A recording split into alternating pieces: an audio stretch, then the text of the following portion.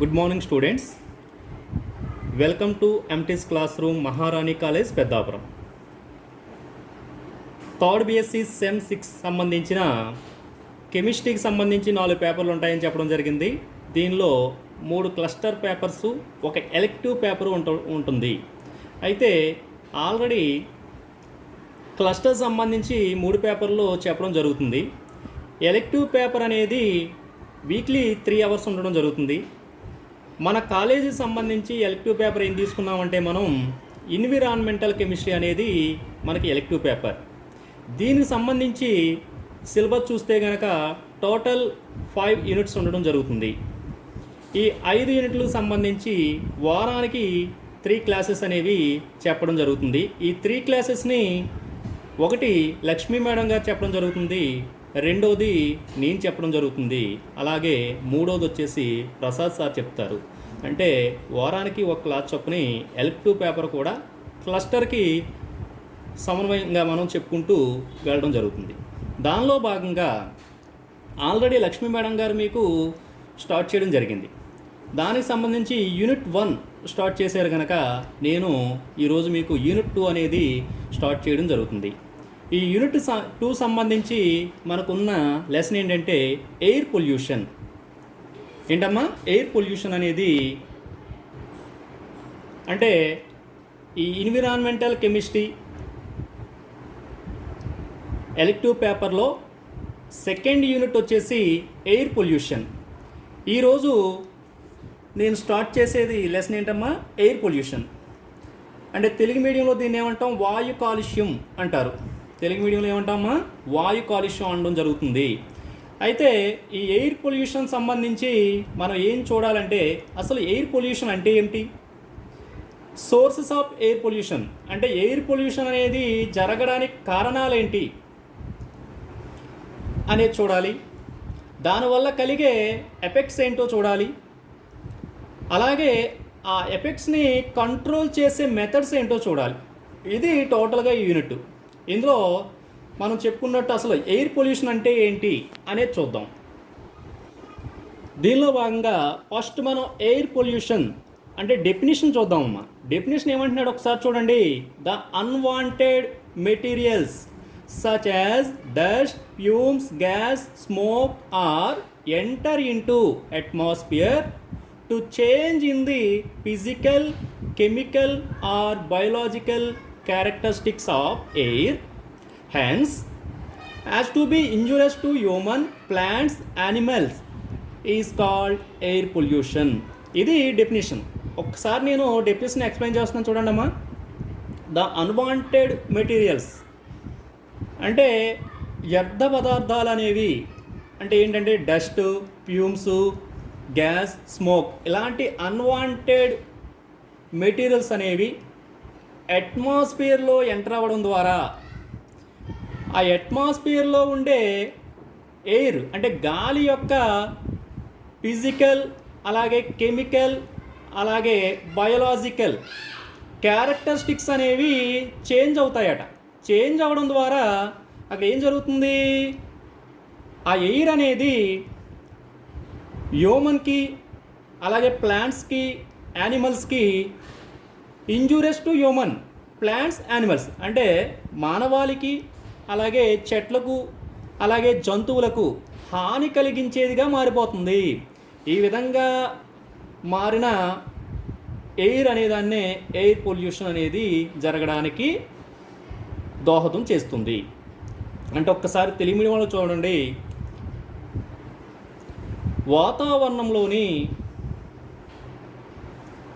వాతావరణంలోకి వ్యర్థ పదార్థాలైన దుమ్ము, ధూళి, పొగ మొదలైన హానికర పదార్థాలు చేరడం ద్వారా ఆ వాతావరణంలో ఉన్న గాలి యొక్క భౌతిక, రసాయన మరియు జీవ సంబంధిత లక్షణాలనేవి మారిపోతాయి. ఈ విధంగా మారిన గాలి అనేది మానవాళికి, అలాగే చెట్లకు, అలాగే జంతువులకు హాని కలిగించేదిగా మారిపోతుంది. ఈ విధంగా మారిపోయిన గాలి వలన వాయు కాలుష్యం అనేది ఏర్పడుతుంది. ఇదమ్మా ఎయిర్ పొల్యూషన్ అంటే డెఫినేషన్. ఓకేనా? నెక్స్ట్ మనం ఇందులో చూడవలసింది ఏంటంటే సోర్సెస్ ఆఫ్ ఎయిర్ పొల్యూషన్ లేదా టైప్స్ ఆఫ్ పొల్యూటెంట్స్. అంటే ఎయిర్ పొల్యూషన్ అనేది దేనివల్ల కలుగుతుంది, లేదంటే ఎయిర్ పొల్యూషన్కి గల కారణాలు లేదా కారకాలు ఏంటి. అంటే పొల్యూటెంట్స్ అంటే ఏంటి, కారకాలు అంటాం. అంటే పొల్యూషన్ని కలిగించే వాటినే పొల్యూటెంట్స్ అంటాం. ఓకేనా? అంటే టైప్స్ ఆఫ్ పొల్యూటెంట్స్ అంటే ఎయిర్ పొల్యూషన్ అనేది ఏ పొల్యూటెంట్స్ వల్ల వస్తుంది, లేదా ఎయిర్ పొల్యూషన్కి జరగడానికి గల కారణాలు లేదా సోర్సెస్ ఏంటనేది చూద్దాం. అందులో మనం చెప్పుకునేవి ఏంటంటే సోర్స్ ఆఫ్ ఎయిర్ పొల్యూషన్ లేదా టైప్స్ ఆఫ్ పొల్యూటెంట్స్ అనేవి చూస్తే 7 రకాలుగా చెప్పారట. మెయిన్ అంటే ఇంకా చాలా ఉంటాయి. మనం మెయిన్గా చూసేవి ఏంటంటే types of pollutants are mainly 7 types. First one ఏంటమ్మా, కార్బన్ మోనాక్సైడ్ అంటే CO. సెకండ్ వన్ వచ్చేసి carbon dioxide CO2. Third one వచ్చేసి సల్ఫర్ ఆక్సైడ్స్, వీటినే SOX అంటాం సింపుల్గా. ఇంకా ఫోర్త్ వన్ వచ్చేసి నైట్రోజన్ ఆక్సైడ్స్, వీటిని కూడా NOx అంటాం. అలాగే ఫిఫ్త్ వన్ వచ్చేసి హైడ్రోకార్బన్స్, సిక్స్త్ వన్ వచ్చేసి ఫ్లోరైడ్స్, సెవెంత్ వన్ వచ్చేసి పార్టికులేట్ మ్యాటర్. అంటే మళ్ళీ ఒకసారి చూడండి, sources of air pollution are types of pollutants are mainly 7 types. They are first one carbon monoxide, second one carbon dioxide, third one sulfur oxides, fourth one nitrogen oxides, fifth one hydrocarbons, sixth one fluorides, seventh one particulate matter. Telugu medium వాళ్ళు కూడా same carbon monoxide, carbon dioxide, sulphur ఆక్సైడ్లు, nitrogen oxides, hydrocarbons, fluorides. ఈ sixth one particulate matter అంటే ఏంటంటే ద్రవ్య రేణువులు లేదా ద్రవ్య కణాలు అంటాం. ఓకేనా? ఇవి మెయిన్గా మనం చూడవలసిన సోర్సెస్ అనమాట. అంటే ఈ సోర్సెస్ అనేవి ఏ విధంగా మనకి అట్మాస్ఫియర్లో ఎంటర్ అవుతాయో చూద్దాం. ఓకేనా? అంటే ఇందులో మనం 7 పొల్యూటెంట్స్ అని చెప్పుకున్నాం కదా, ఈ 7ని 1 by 1 మనం చూద్దాం. ఫస్ట్ వన్ చూస్తే కనుక కార్బన్ మోనాక్సైడ్. ఫస్ట్ వన్ ఏంటమ్మా, సోర్సెస్ ఆఫ్ ఎయిర్ పొల్యూషన్కి సంబంధించి ఫస్ట్ సోర్స్ వచ్చేసి కార్బన్ మోనాక్సైడ్. ఈ కార్బన్ మోనాక్సైడ్ అనేది ఏ విధంగా మనకి ఎంటర్ అవుతుంది అనేది చూద్దాం. ఇందులో ఫస్ట్ పాయింట్ చూస్తే కనుక it is found by incomplete combustion of fuels in various industries, automobiles etcetera. అంటే ఫస్ట్ వన్ ఏమంటున్నాడు చూడండి, కార్బన్ మోనాక్సైడ్ అనేది ఏ విధంగా ఫామ్ అవుతుందని చెప్తున్నాడు. రకరకాల ఇండస్ట్రీస్ అనేవి మనం ఉంటాయి కదా, ఈ ఇండస్ట్రీల్లో ఫ్యూయల్స్ అంటే ఇండస్ట్రీలో వాడే ఇంధనాలు కంబర్షన్ ఇన్కంప్లీట్ అంటే కంప్లీట్గా మనకి అది కంబర్షన్ అవ్వకుండా, అంటే పూర్తిగా దహనం చెందకుండా ఇన్కంప్లీట్గా దహనం చెందడం వల్ల. అలాగే ఆటోమొబైల్స్ అంటే మనం వాడే వెహికల్స్ ఉన్నాయి కదా, స్కూటర్స్, కార్స్, ఇలా బస్సెస్, లారీలు, ఇలా అన్నీ కూడా ఏమవుతాయంటే ఆటోమొబైల్స్లోకి వస్తాయి. వీటిలో కూడా మనం ఏం చేస్తాం, నడపడానికి ఫ్యూయల్ని వాడతాం. అంటే పెట్రోల్, డీజిల్ ఇలాంటి ఫ్యూయల్స్ని వాడుతున్నాం కదా. ఈ ఫ్యూయల్స్ అనేవి కంప్లీట్గా కంబర్షన్ అవ్వకుండా అంటే పూర్తిగా దహనం అవ్వకుండా ఇన్కంప్లీట్గా అవ్వడం వల్ల మనకి ఈ కార్బన్ మోనాక్సైడ్ అనేది ఫామ్ అవుతుంది అని చెప్తున్నాడు. ఫస్ట్ పాయింట్ అది. సెకండ్ పాయింట్ చూస్తే కనుక carbon monoxide causes for about 50% of total air pollution. It is largest pollutant in Delhi's air. చూడండి అమ్మా, అది ఏమంటున్నాడంటే ఎయిర్ పొల్యూషన్ అనేది మనం జరిగే సోర్సెస్ అనేది 7 చెప్పాం. ఈ 7లో కేవలం మనం తీసుకున్న కార్బన్ మోనాక్సైడ్ మాత్రమే అంటే CO మాత్రమే 50% ఎయిర్ పొల్యూషన్ అనేది జరగడానికి కారణమవుతుందట. అంటే టోటల్గా 100% ఎయిర్ పొల్యూషన్లో మనకి 50% ఎయిర్ పొల్యూషన్ అనేది దేనివల్ల జరుగుతుంది, కార్బన్ మోనాక్సైడ్ వల్ల మాత్రమే జరుగుతుంది. అంటే ఇది ఎంత పాటు 50% అనేది తీసుకుంది, మిగిలిన అన్నీ చూస్తే 50%లో ఉంటాయి. ఇది కేవలం ఇది ఒకటి మాత్రమే 50% ఉండదట. అయితే ఈ CO అనేది ఎక్కడ బాగా ఎక్కువగా ఉంటుందట? ఢిల్లీ. ఏంటమ్మా? ఢిల్లీ ఎయిర్ అనేది, ఢిల్లీలో ఉండే మనం గాలిని గనక పరిశీలిస్తే అక్కడ ఈ CO అనేది చాలా ఎక్కువ పరిమాణంలో ఉండే పొల్యూటెంట్ కింద మనం చూడొచ్చు. ఎందుకంటే అక్కడ అంత ఎక్కువగా మనం ఇండస్ట్రీస్ కానీ అలాగే ఆటోమొబైల్స్ కానీ యూజ్ చేయడం జరుగుతుంది. అందువల్ల ఆ ఢిల్లీలో ఉండే ఎయిర్ అనేది బాగా పొల్యూట్ అయిపోయి ఉంది. ఆ పొల్యూట్ అయిపోవడానికి కారణం ఏంటనమాట? CO అనేది ఆ ఎయిర్లో ఉండడం అనమాట. ఇది సెకండ్ పాయింట్. థర్డ్ పాయింట్ చూస్తే కనుక carbon monoxide combined with haemoglobin to produce carboxy haemoglobin and therefore decrease oxygen carrying capacity leading to headache, decreased vision, మజిలర్ weakness etcetera. అంటే కార్బన్ మోనాక్సైడ్ అనేది హిమోగ్లోబిన్తో కలిసి ఏం చేస్తుందట? కార్బాక్సీ హిమోగ్లోబిన్గా మారిపోతుందట. చూడండి, మనం CO అనే దాన్ని మనం గాల్లో ఉన్న దాన్ని పీల్చడం ద్వారా మనకి మన బాడీలో ఉండే హిమోగ్లోబిన్ ఏమవుతుందట? కార్బాక్సీ హిమోగ్లోబిన్గా మారిపోతుందట. ఈ విధంగా మారిపోయిన దానివల్ల ఏం జరుగుతుందంటే ఆక్సిజన్ అనేది మనకి ఒక చోటు నుండి ఒక చోటికి రవాణా జరగడం జరుగుతుంది ఈ బ్లడ్ నుంచి. అయితే ఈ ఆక్సిజన్ క్యారింగ్ కెపాసిటీ ఏమైపోతుందట? తగ్గిపోతుందట. ఎందుకని? హిమోగ్లోబిన్ అనేది COతో కలిసి కార్బాక్సీ హిమోగ్లోబిన్గా మారడం వల్ల. ఈ విధంగా మారడం వల్ల ఏమవుతుందంటే మన శరీరంలో ఆక్సిజన్ యొక్క క్యారింగ్ కెపాసిటీ అనేది తగ్గిపోవడం ద్వారా మనకి ఏమొస్తుందట? హెడేక్ అనేది, అలాగే డిక్రీజ్డ్ విజన్ అంటే కంటి చూపు మందగించడం, మజిలర్ వీక్నెస్ అంటే నరాలు కండరాలు ఏమవుతాయంటే నొప్పులు, అలాగే వీక్నెస్ ఏర్పడడం జరుగుతుందట. ఇది ఏంటి? తక్కువ పరిమాణంలో కార్బాక్సీ హిమోగ్లోబిన్గా మారడం ద్వారా.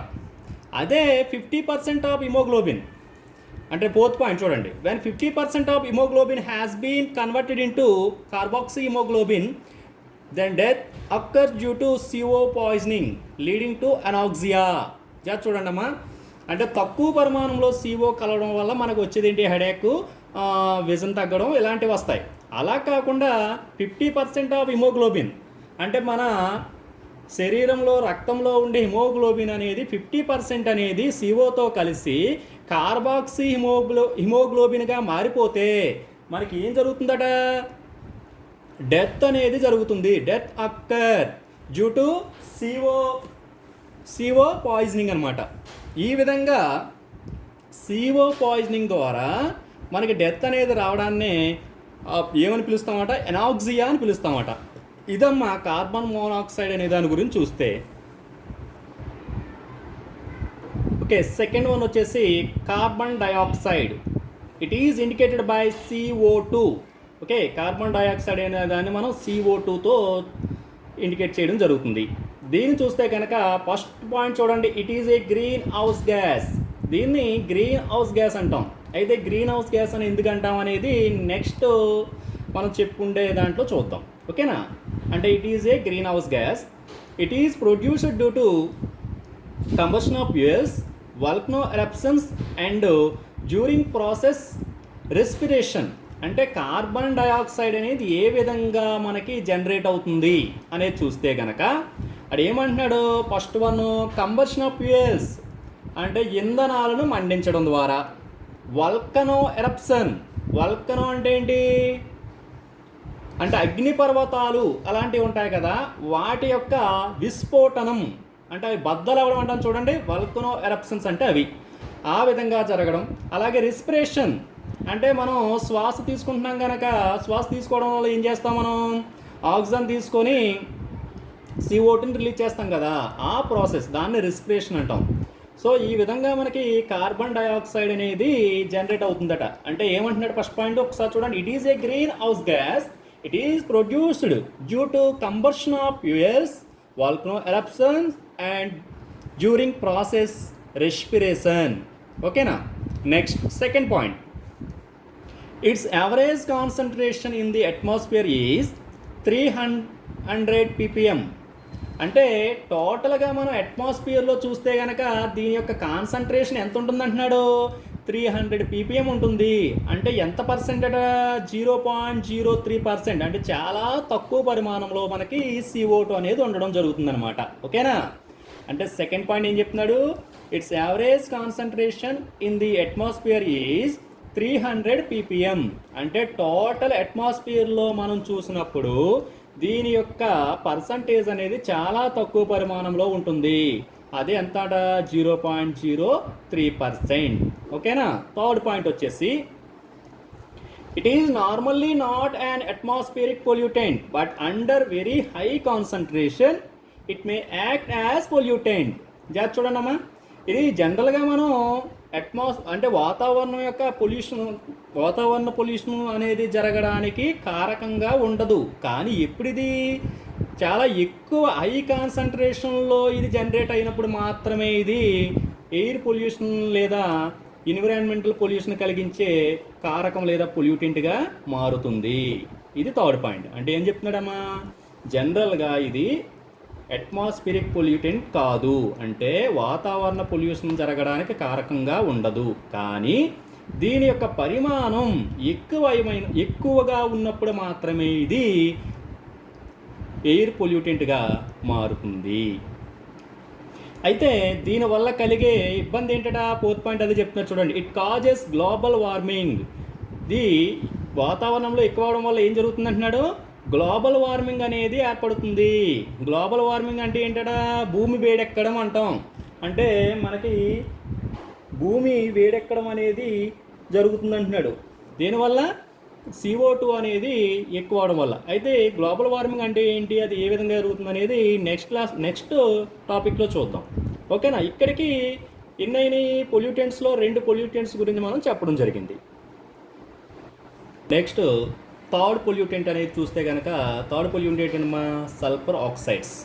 అంటే సల్ఫరు ఆక్సిజన్తో కలిసి ఫామ్ చేసే కాంపౌండ్స్ ఏవైతే ఉన్నాయో వాటిని సల్ఫర్ ఆక్సైడ్స్ అంటాం. ఇవి అంటే SO2, SO3 ఈ విధంగా మనకి ఏర్పడడం జరుగుతాయి. అయితే ఇందులో ఫస్ట్ పాయింట్ అనేది చూడండి, అసలు ఇది ఏ విధంగా మనకి జనరేట్ అవుతుంది? It is produced during combustion of fossil fuels and sulphur containing ores. అంటే ఇది ఏ విధంగా వస్తుందని చెప్తున్నాడమ్మా? ఫాసిల్ ఫ్యూయల్స్ అంటే శిలాజ ఇంధనాలు అంటాం కదా, ఎప్పటి నుంచో భూమిలో ఉన్న ఇంధనాలు అంటాయి కదా, అలాంటి ఇంధనాల్ని మండించడం ద్వారా, అంటే మెయిన్లీ కోల్ అంటే బొగ్గు అనే దాన్ని మండించడం ద్వారా వస్తుందట. అలాగే సల్ఫర్ కంటైనింగ్ ఓర్స్ అంటే సల్ఫర్ ఖనిజాలను కూడా మండించడం ద్వారా సల్ఫర్ ఆక్సైడ్స్ అనేవి ఏమవుతాయట? మనకి జనరేట్ అవుతాయట. ఓకేనా? సెకండ్ పాయింట్ ఏమంటున్నాడు? It causes acid rains. అంటే యాసిడ్ రైన్స్ అంటే ఏంటి? ఆమ్ల వర్షాలు అంటాం. అంటే ఆమ్ల వర్షం అంటే ఏంటి, దాని గురించి కలిగే నష్టాలు ఏంటి, దాన్ని ఏ విధంగా మనం నిర్మూలించాలన్నది ఒక టాపిక్ అని చెప్పుకుంటాం. అయితే ఇది ఏంటంటే సల్ఫర్ ఆక్సైడ్స్ వల్ల కలిగే మనకేంటమ్మా వచ్చే ఇబ్బంది అనేది ఏంటని చెప్తున్నాం? యాసిడ్ రైన్ అనేది ఏర్పడడం జరుగుతుంది. అయితే యాసిడ్ రైన్ అనేది అసలు దేనివల్ల వస్తుందట? థర్డ్ పాయింట్ చూడండి. 60-70% ఆఫ్ SO2 అండ్ SO3. అంటే ఈ సల్ఫర్ ఆక్సైడ్స్ అనేవి 60-70% యాసిడ్ రైన్ అనేది ఏర్పడడానికి కారణం అవుతాయట. రిమైనింగ్ 30-40% యాసిడ్ రైన్ ఏర్పడడానికి కారణం ఏంటి? NO2 and NO3. అంటే nitrogen oxides, sulphur oxides.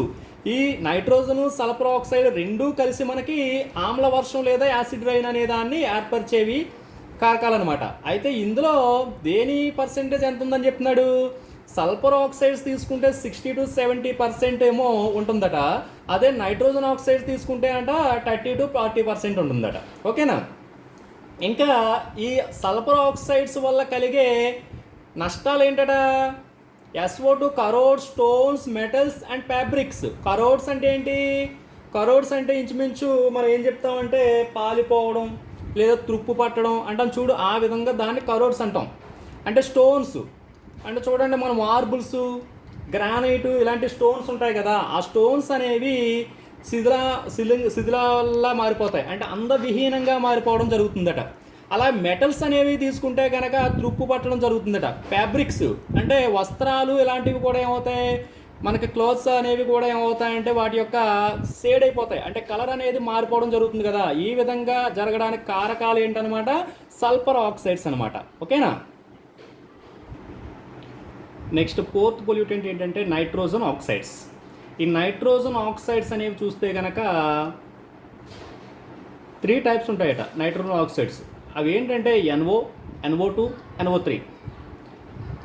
Nitrogen oxide, nitrogen dioxide, nitrogen trioxide. ఈ విధంగా 3 టైప్స్ ఆఫ్ ఆక్సైడ్స్ అనేవి నైట్రోజన్ ఫామ్ చేస్తుంది. సెకండ్ పాయింట్ వచ్చేసి nitrogen and oxygen combine together at high temperature in any combustion to produce nitrogen oxides. These are also released by forest fires industries.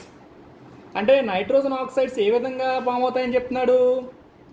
Nitrogen oxygen అనేవి high temperature దగ్గర ఒకదానితో ఒకటి కలవడం ద్వారా మనకి nitrogen oxides అనేవి form అవ్వడం జరుగుతుంది.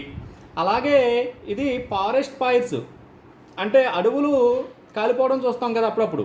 అడవులు అనేవి కాలిపోవడం ద్వారా, అలాగే ఇండస్ట్రీల వల్ల కూడా ఈ నైట్రోజన్ ఆక్సైడ్స్ అనేవి మనకి రిలీజ్ అవ్వడం జరుగుతుంది. ఇంక థర్డ్ పాయింట్ చూస్తే కనుక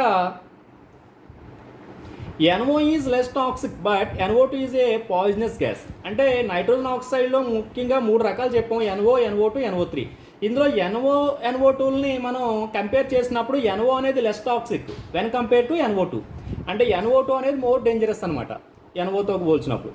అలా ఇంకా లాస్ట్ పాయింట్ చూస్తే కనుక నైట్రోజన్ ఆక్సైడ్స్ అనేవి అదే నైట్రోజన్ ఆక్సైడ్స్ వల్ల కలిగే ఎఫెక్ట్స్ ఏంటట, స్మాగ్ అనేది ఫామ్ అవుతుంది. అంటే ఫోటోకెమికల్ స్మాగ్ అనేది ఫామ్ అవడానికి కారకంగా ఏది పనిచేస్తుంది అనమాట, నైట్రోజన్ ఆక్సైడ్స్ పనిచేస్తుంది. అదేవిధంగా ఇందాక చెప్పుకున్నట్టు ఈ నైట్రోజన్ ఆక్సైడ్స్ వల్ల కలిగే వేరొక ఎఫెక్ట్ ఏంటి, యాసిడ్ రైన్ అనేది కూడా చెప్పవచ్చు అనమాట. ఇది నైట్రోజన్ గురించి. నెక్స్ట్ ఫిఫ్త్ వన్ వచ్చేసి హైడ్రోకార్బన్స్. అయితే హైడ్రోజను కార్బను కలిసి మనకి ఏర్పడే వాటిని హైడ్రోకార్బన్స్ అంటాం. ఫస్ట్ పాయింట్ ఏం చెప్తున్నాడమ్మా, these are produced naturally and by burning of petroleum. ఇవి జనరల్గా న్యాచురల్గా కూడా ఫామ్ అవుతాయట. అలాగే పెట్రోలియంని బర్న్ చేయడం ద్వారా, అంటే పెట్రోలియంని మండించడం ద్వారా మనకి ఏమొస్తాయట, హైడ్రోకార్బన్స్ అనేవి రిలీజ్ అవుతాయి. అయితే ఈ పెట్రోలు లేదా ఈ పెట్రోల్లో గట్ట ఎక్కువగా ఉండేది ఏంటట, benzene is a major constituent of petrol and automobile exhaust. అంటే బెంజీన్ అనేది ఈ పెట్రోల్లో ఉండే మేజర్ కాన్స్టిట్యూయెంట్. ఇది పెట్రోల్ నుండి ఆటోమొబైల్లో మనం బయటకు వచ్చే పొగ నుండి మనకి రిలీజ్ అవుతుందట. నెక్స్ట్ థర్డ్ పాయింట్ తీసుకుంటే కనుక hydrocarbons are carcinogenic, cause irritation of eyes and mucus membrane. అంటే హైడ్రోకార్బన్ అనేది కార్సినోజెనిక్ అంటే క్యాన్సర్ అనే దాన్ని మనకి రావడానికి కారకం ఏదైతే ఉన్నాయో వాటిని కార్సినోజెనిక్స్ అంటాం. దీనివల్ల మనకి తక్కువ పరిమాణంలో ఇవి ఉండడం వల్ల ఏమవుతుందంటే ఐస్ ఇరిటేషన్, అంటే కళ్ళు మంటలు రావడం జరుగుతుందట. అలాగే మ్యూకస్ మెంబ్రెయిన్ మండడం జరుగుతుంది. అంటే ముక్కులోని సన్నని పొరను ఏమంటాం, మ్యూకస్ అంటాం. ఈ మ్యూకస్ పొర అనేది, మంట అనేది, అలాగే కళ్ళు మంటడం అనేవి మనకి హైడ్రోకార్బన్స్ వల్ల జరుగుతాయట. అయితే బెంజీన్ అనేది మనకి తెలిసిన కార్సినోజెనిక్ ఏజెంట్ అనమాట. దీనివల్ల లుకేమియా అనే వ్యాధి అనేది వస్తుందట. ఓకేనా. అలాగే ఇంకొకటి మీథేన్ అనే హైడ్రోకార్బన్ తీసుకుంటే కనుక ఇది ఓజోన్ లేయర్ని డిస్ట్రాయ్ చేసే గ్యాస్ అనమాట. దీన్నే మాస్ గ్యాస్ అని కూడా అంటాం. ఇదమ్మా హైడ్రోకార్బన్స్ గురించి. సిక్స్త్ పొల్యూటెంట్ ఏంటంటే ఫ్లోరైడ్స్. అంటే ఫ్లోరైడ్స్ అనేవి ఏ విధంగా మనకి రిలీజ్ అవుతాయని చెప్తే కనుక, fluorides are emitted during refinement of aluminium and rock phosphates. అంటే అల్యూమినియం రిఫైన్మెంట్ వల్ల, అలాగే రాక్ ఫాస్ఫేట్స్ వల్ల మనకి ఫ్లోరైడ్స్ అనేవి జనరేట్ అవ్వడం జరుగుతాయట.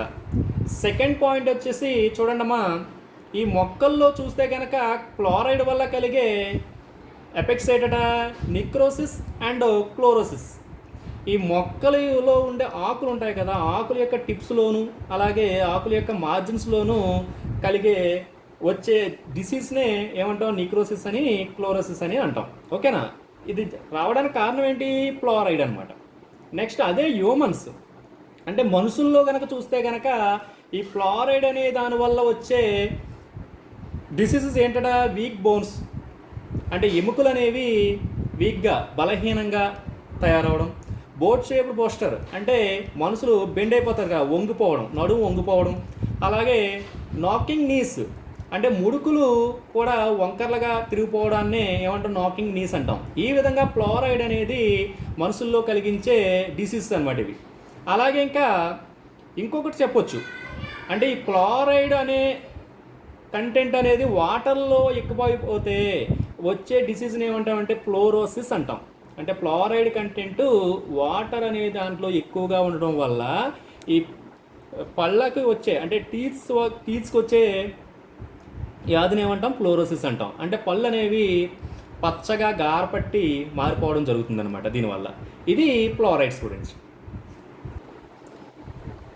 ఇంకా లాస్ట్ పొల్యూటెంట్ చూస్తే కనుక పార్టికులేట్ మ్యాటర్, లాస్ట్ వన్. అంటే వీటిని ద్రవ్య రేణువులు లేదా ద్రవ్య కణాలు అంటాం. ఇందులో ఫస్ట్ పాయింట్ ఏంటంటే it is the known gaseous matter in the atmosphere. ఇది గ్యాసియస్ మ్యాటర్ అంటే వాయు పదార్థం అట. అంటే వాతావరణంలో ఉండే వాయు పదార్థం అన్నీ మనం ఏమంటామంటే పార్టికులేట్ మ్యాటర్ అంటాం. సెకండ్ పాయింట్ వచ్చేసి consist of soot, dust, mist, fibre, fly ash etcetera. Soot అంటే ఏంటి, పొగ, డస్ట్ దుమ్ము, మిస్ట్ ధూళి, ఫైబర్ ఇది కూడా ఇంచుమించు చిన్న చిన్న కణాలు, ఫ్లయాస్ అంటే బూడిద. ఈ విధంగా ఈ అన్నిటిని మనం ఏమంటామంటే పార్టికులేట్ మ్యాటర్ అని అనడం జరుగుతుంది. అవి మళ్ళీ మనం ఏం చేస్తున్నాడు, పార్టికులేట్ మ్యాటర్ని మళ్ళీ 2 టైప్స్ కింద కన్వర్ట్ చేశాడు. ఆ కన్వర్ట్ చేసిన దాంట్లో ఒకటోది ఏంటమ్మా సెటిలబుల్, రెండోది సస్పెండెడ్, ఒకటి ఏంటమ్మా సెటిలబుల్. అంటే లార్జర్ దాన్ 10 మైక్రోమీటర్స్, అంటే 10 మైక్రోమీటర్ పరిమాణం కన్నా ఎక్కువ పరిమాణం ఉన్న పార్టికులేట్ మ్యాటర్ని ఏమంటామంటే సెటిలబుల్ అంటాం. అంటే అది ఏమవుతుంది, దాన్ని సెటిల్ చేయొచ్చు, అంటే కిందకి వచ్చేలాగా. అంటే ఇప్పుడు గాల్లో ఉన్నదాన్ని మనం కింద అడుగు భాగానికి సెటిల్ అయ్యేలా చేయగలుగుతాం అనమాట. ఆ కింద భాగంలో ఉంటుంది. ఆ కింద భాగంలో ఎందుకని, దీని యొక్క వెయిట్ చూసినప్పుడు 10 మైక్రోమీటర్స్ అంటే కొంచెం ఎక్కువ బరువు ఉన్న పార్టికల్స్ కనుక ఈ సెటిలబుల్ అవ్వడానికి ఛాన్సెస్ ఉన్నాయి. రెండోది సస్పెండెడ్ అంటే లెస్ దాన్ 10 మైక్రోమీటర్, అంటే తక్కువ పరిమాణంలో ఉండే పార్టికులేట్స్ ఏవైతే ఉన్నాయో వాటిని సస్పెండెడ్ అంటాం. ఇది వాతావరణంలో గాల్లో మొత్తం విస్తరించి ఉంటాయన్నమాట. ఒక పక్కకే ఒక కిందకి వచ్చేసో లేదంటే ఒక సైడ్కి వచ్చేసో ఉండకుండా మొత్తం గాల్లో కలిసిపోయి ఉంటాయి. అందువల్ల సస్పెండెడ్ అంటే కలిసి ఉంటాయి. ఆ విధంగా ఉంటాయి కనుక దీని యొక్క పరిమాణం కూడా ఎలా ఉంటుందట, లెస్ దెన్ 10 మైక్రోమీటర్స్ ఉంటుందట. ఇంకా నెక్స్ట్ 4th పాయింట్ చూస్తే కనుక ఎస్పిఎం అంటే ఏంటంటే సస్పెండెడ్ పార్టికులేట్ మ్యాటర్. దీన్ని సింపుల్గా ఎస్పిఎం అన్నాం. అలాగే మళ్ళీ ఈ ఎస్పిఎంను మళ్ళీ ఏం చేశాడట,